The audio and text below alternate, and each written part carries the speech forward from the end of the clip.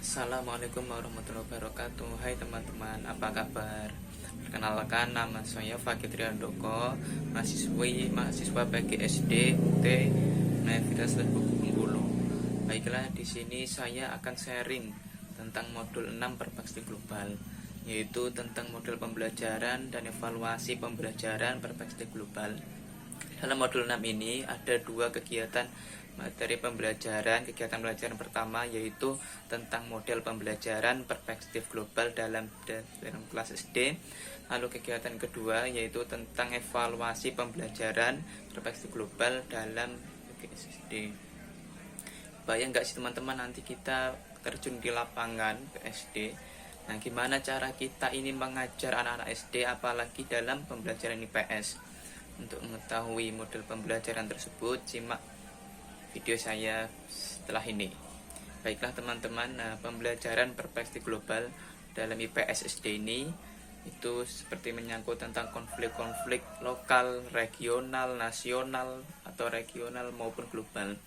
Nah, kenapa ya kita sebagai guru SD itu harus menjelaskan tentang perspektif global kepada anak-anak? Tentunya adalah agar anak-anak tidak tertinggal dengan adanya globalisasi, biar mereka itu tahu apa dampak positif, dampak negatif juga dari globalisasi yang ada pada zaman sekarang ini.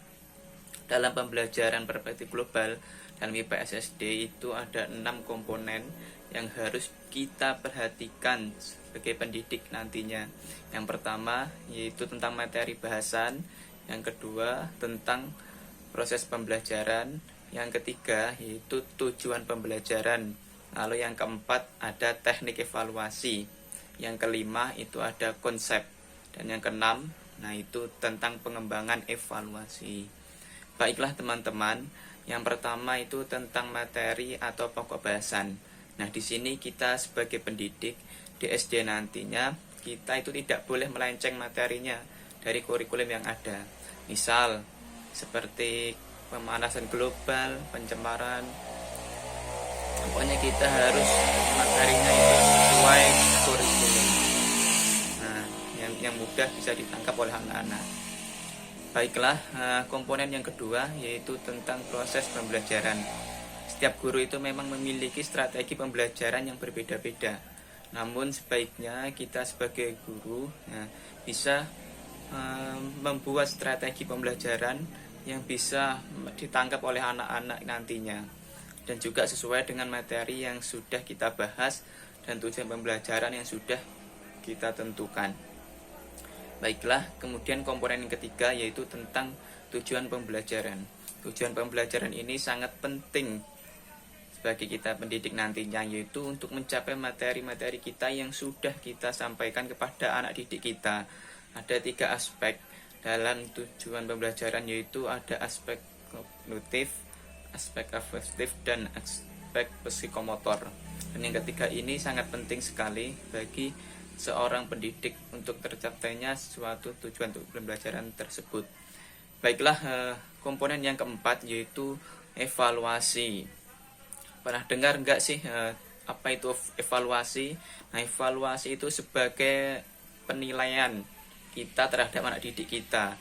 Nah, setelah mereka itu mengetahui materi yang kita sampaikan dan juga mengerti tujuan pembelajaran yang kita berikan pada mereka. Dalam teknik evaluasi ini ada 2, yaitu teknik evaluasi non-tes dan teknik evaluasi tes. Kalau teknik evaluasi non-tes itu lebih pada terampilan mereka, anak-anak. Dan kalau teknik tes yaitu itu seperti teknik tertulis dan juga lisan. Seperti misalnya tes tertulis itu kita memberikan misalnya pada mereka. Kemudian kalau tidak tertulis atau secara lisan itu seperti kita tanya jawab langsung kepada anak didik. Itu komponen kelima yaitu tentang konsep. Nah, seperti kita ketahui konsep itu adalah atau gagasan.